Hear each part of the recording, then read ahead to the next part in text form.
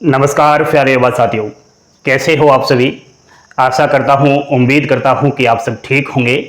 Welcome है आपका आपके अपने YouTube चैनल अभिषेक क्लासेस पर। दोस्तों, जिस भर्ती का आप बेसब्री से इंतज़ार कर रहे हो, पिछले 2-3 महीने से तो ज़्यादा ही कर रहे हैं, क्योंकि साल के फर्स्ट महीने में ही यह भर्ती का नोटिफिकेशन आ जाता है। लेकिन आज 2024 में लोकसभा के इलेक्शंस के कारण एंड पिछली भर्तियों का जो कुछ काम है, जैसे कि डॉक्यूमेंट वेरिफिकेशन वगैरह, वो पेंडिंग रह गया था। इस कारण यह भर्ती थोड़ी डिले हो गई। लेकिन अब इंतज़ार हमने बहुत कर लिया। अब इंतज़ार की घड़ी समाप्त होने जा रही है। दोस्तों, जीडीएस की भर्ती आ रही है।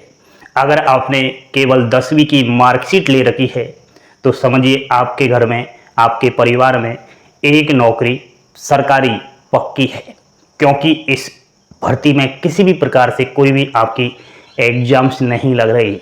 डायरेक्ट सरकारी नौकरी मिलेगी। वो कैसे मिलेगी? फ्रेशर कैंडिडेट्स ज़रा वोट पर ध्यान देना। चैनल को अभी तक आपने सब्सक्राइब नहीं किया तो कर लीजिए, आपके ही काम आएगा। सभी भाई बहन, आप सभी से रिक्वेस्ट है कि प्यारी प्यारी उंगलियों से एक बार लाइक का बटन दबा दीजिए। दोस्तों, बहुत बड़ा अपडेट है। मैं बात कर रहा हूं इंडिया पोस्ट ऑफिस, भारतीय डाक विभाग, ग्रामीण डाक सेवक यानी कि जीडीएस न्यू वैकेंसी 2024 का।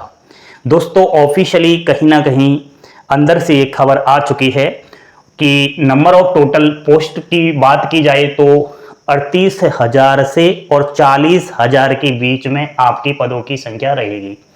खूब सारी बम्पर भर्ती है। इसमें महिला और पुरुष दोनों के लिए ही है। ऑल इंडिया 23 सर्किल से नोटिफिकेशन जारी होगा एक साथ। सर्किल बोले तो स्टेट, उत्तर प्रदेश, बिहार, राजस्थान, महाराष्ट्र, हरियाणा, मध्य प्रदेश, दिल्ली, 23 स्टेट से। दोस्तों, नोटिफिकेशन एक साथ जारी होगा, लेकिन कब तक होगा थोड़ा आपको वेट करना पड़ेगा। 1-2 मिनट बाद बता रहा हूँ कब तक इस भर्ती का नोटिफिकेशन आ रहा है। उससे पहले कुछ आपके लिए महत्वपूर्ण जानकारी लेना अति आवश्यक है। इसके लिए जो भी कैंडिडेट्स फॉर्म अप्लाई कर रहा है वह अपनी आयु सीमा देख लेना। जनरल एंड ईडब्ल्यूएस कैटेगरी से अगर हो तो 18 से 40 वर्ष के बीच आयु होनी चाहिए। ओबीसी 18 से 43 वर्ष, एससी एसटी 18 से 45 वर्ष, पीडब्ल्यूडी पीएच कैटेगरी 18 से 45 वर्ष, ऑल कैटेगरी की फीमेल कैटेगरी 18 से 45 वर्ष, एक्स सर्विसमैन 18 से 50 वर्ष। यानी कि आयु सीमा में छूट दी जा रही है OBC, SC, ST, pH, female, ex serviceman को। ठीक है। शैक्षणिक योग्यता क्वालिफिकेशन, कुछ पात्रताएं देख लीजिए। आपको 10th पास होना चाहिए ओनली। ठीक है। कुछ सोशल मीडिया पर इसको लेकर अफवाहें भी आ रही है कि इस बार जब जीडीएस की भर्ती आएगी तो 12वीं से आएगी, तो उन अफवाहों को बिल्कुल गोली मार दो, फालतू की बातें हैं। ठीक है। केवल 10वीं पास और कुछ नहीं चाहिए। नेक्स्ट दोस्तों, कंप्यूटर का नॉलेज। अब कंप्यूटर का डिप्लोमा चाहिए या सर्टिफिकेट चाहिए, वो भी नहीं चाहिए, केवल नॉलेज होना चाहिए। साइकिल चलाना आना चाहिए, लेकिन प्रैक्टिकल कोई चलवा कर नहीं दे रहा। केवल वहाँ डॉक्यूमेंट्स की पूर्ति करने के लिए आपको यस करना पड़ेगा कि मैं साइकिल चलाना जानता हूँ। 10th क्लास में यानी कि 10वीं क्लास में इंग्लिश या मैथ सब्जेक्ट से पास आउट होना चाहिए।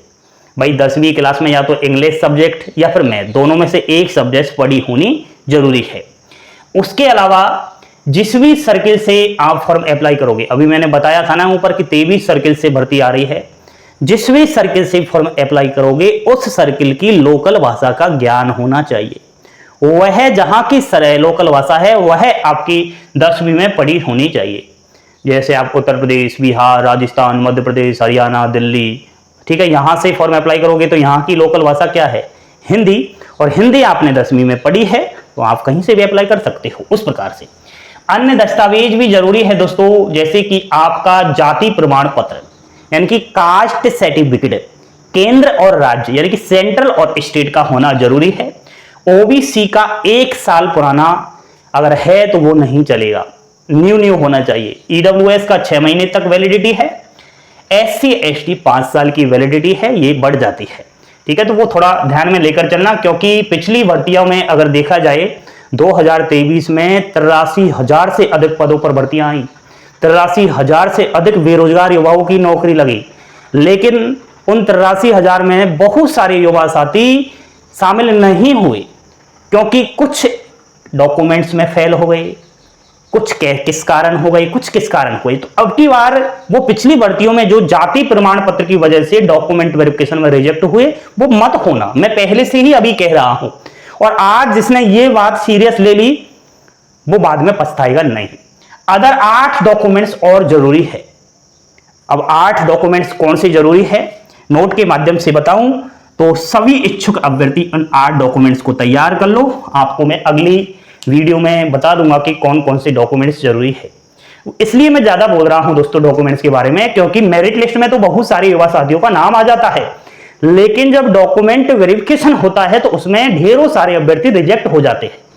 वो अभ्यर्थी क्या है, पहले से ध्यान नहीं देते, जब डॉक्यूमेंट वेरिफिकेशन करवाने जाते हैं तब उनको मालूम चलता है कि क्या इस डॉक्यूमेंट्स की भी आवश्यकता है। तो इस प्रकार से थोड़ा पहले से ही आपको तैयार कर लेने हैं ये डॉक्यूमेंट्स, ठीक है। नेक्स्ट हम बात करेंगे दोस्तों इस भर्ती की चयन प्रक्रिया, इनकी सिलेक्शन प्रोसेस के ऊपर। तो मैं पहले से भी कह चुका हूं कि इस भर्ती में किसी भी प्रकार से कोई भी परीक्षा आप लोगों की नहीं होगी। फॉर्म भर देना, फॉर्म भरने के कुछ दिन बाद मेरिट लिस्ट जारी होती है, और ये जो मेरिट लिस्ट जारी होती है आपके 10वीं में कितने अंक बन रहे हैं, कितने ग्रेड पॉइंट मार्क्स प्रतिशत बन रहे हैं, उसके हिसाब से बनते हैं। यानी कि जिसकी ज्यादा आ रही है 10वीं में उसका मेरिट लिस्ट में नाम आ जाता है। इसमें एक मेरिट लिस्ट जारी नहीं होती, 1 से और 10 मेरिट लिस्ट जारी होती है। पहली में नहीं आता तो दूसरी में आ जाता है, दूसरी में नहीं तो तीसरी में आ जाता, किसी न किसी लिस्ट में नाम आ ही जाता है। अब आपको ये कमेंट सेक्शन में मैसेज छोड़कर ये बताना है कि आपके 10वीं में क्या कुछ बनी हुई है, ठीक है।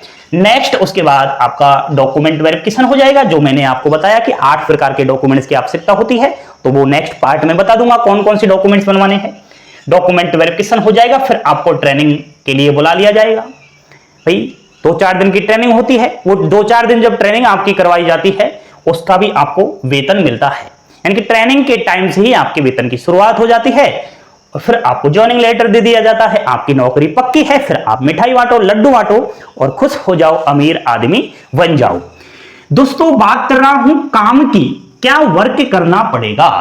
तो सबसे पहले तो आपको यह पता होना चाहिए कि जीडीएस में 3 प्रकार के पद होते हैं। पहला होता है बीपीएम ब्रांच पोस्ट मास्टर, तो इसका काम देख लीजिए। बीपीएम का काम होता है डिपार्टमेंट की ओर से दी जाने वाली अलग अलग कस्टमर सर्विसेज की मार्केटिंग और प्रमोशन करना। सिंगल हैंडेड वीओ अगर है तो वहां बीपीएम की स्थिति में इनकी जिम्मेदारी पूरी ऑफिस का काम समय से करना होता है। यह लिपिकीय प्रकार की नौकरी है, समझे या नहीं समझे भाई। यह क्लर्क जो होता है उसी प्रकार की आपको नौकरी करनी है, ऑफिस के अंदर नौकरी करनी है। अगर कोई सिंगल हैंडेड वीओ है यानी कि केवल वहां बीपीएम है, तो उस कंडीशन में इसकी पूरी ऑफिस की जिम्मेदारी बनती है कि वो अच्छे से उस काम को संभाले। बाकी डाक विभाग के संबंधित ही काम रहेगा, खाते खोलना वगैरह ये सब। नेक्स्ट है दोस्तों एबीपीएम, और एबीपीएम को हम कहते हैं असिस्टेंट ब्रांच पोस्ट मास्टर। तो इसका काम देखिए, IPPB India post payment bank के टिकटों, स्टेशनरी की बिक्री, वाहन मेल की डिलीवरी, जमा भुगतान, अन्य लेन देन यह करता है। काउंटर कार्यों में शाखा पोस्ट मास्टर की सहायता भी करता है। डाकों की डिलीवरियां भी इसको दी जाती है। अगर बीपीएम के ऊपर ज्यादा लोड आ रहा है तो उस कंडीशन में काउंटर का काम भी इसको देखना पड़ता है। इनको क्या है दोस्तों, मोबाइल डिवाइस दी जाती है, उसके थ्रू ये काम लोग करते हैं। नेक्स्ट एक और पद होता है 3रे नंबर का दोस्तों, उसका नाम होता है डाक सेवक। तो जो डाक सेवक होता है वह भी सेम एबीपीएम की तरह ही काम करता है, सेम एज एबीपीएम वर्क, ठीक है। वेतन सैलरी कितनी मिलती है, बीपीएम की सैलरी अगर देखें तो 12,000 तो इसका बेसिक पे, 6,000 रुपए डीए, 250 रुपए ऑफिस मेंटेनेंस, 25 रुपए एक्स्ट्रा चार्ज, टोटल 18,000 के अप्रोक्स। एबीपीएम डाक सेवक का वेतन 10,000 बेसिक पे, 5,000 DA, 180 cycle maintenance allowance, total 15,000 के अप्रोक्स, ठीक है। ये आपकी जो है सैलरी रहेगी शुरुआती, भाई शुरू में जब आप नौकरी लगोगे तो ये सैलरी है। ड्यूटी टाइम 4 से और 5 घंटे रहने वाला है।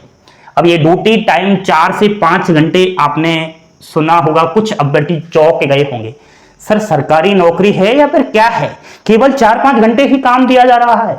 दोस्तों 4-5 घंटे काम दिया जा रहा है तभी तो आपकी सैलरी इतनी सी है, वरना सरकारी जब आप नौकरी लगते हो तो सैलरी तो 30,000 प्लस होती है ना, लेकिन जीडीएस की सैलरी थोड़ी कम होती है।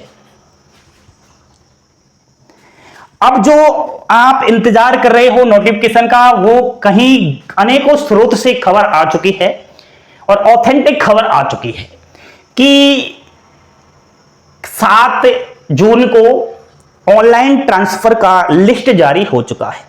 11,000 से अधिक जीडीएस एम्प्लॉइयों ने इधर उधर ट्रांसफर ले लिया है। अब ये डिपार्टमेंट ऑफ पोस्ट को मालूम चल चुका है कि किस सर्किल से, किस डिवीजन से कितने पद जीडीएस के रिक्त है। अब प्रोसेस चालू हो चुका है और इस भर्ती का प्रोसेस तो चालू हो चुका है, लेकिन इस भर्ती की आपको खुशखबरी मिलेगी जुलाई के फर्स्ट वीक में। समझ गए ना? तो बस 10-15 दिन और वेट कर लो। जब हम जनवरी, फरवरी, मार्च, अप्रैल, मई 4-4 महीने से इंतजार कर रहे हैं, तो 10-15 दिन नहीं कर सकते क्या? कर लो ना वेट, डॉक्यूमेंट्स तैयार कर लो और जान लो कि जीडीएस क्या होता है। जीडीएस से पहले और भी भारत देश के अंदर विभागीय वैकेंसी आती है जिनके अंदर परीक्षा नहीं होती और सैलरी ज्यादा होती है। मैं उनकी जानकारी देता रहता हूं, तो वो वीडियो भी देखा करो, ठीक है? तो ये सब आप सभी के लिए जानकारी थी। जानकारी पसंद आई हो, लाइक शेयर सब्सक्राइब। एक और बात, टेलीग्राम चैनल को ज्वाइन कर लो, क्योंकि वहां मैं अपडेट डालता रहता हूं, कोई भी लेटेस्ट अपडेट आती है तो। अन्य यूट्यूब पर पागल मत बनो, जो अभिषेक क्लासेस आपको बताएगा वो कहीं नहीं मिलेगा, ठीक है?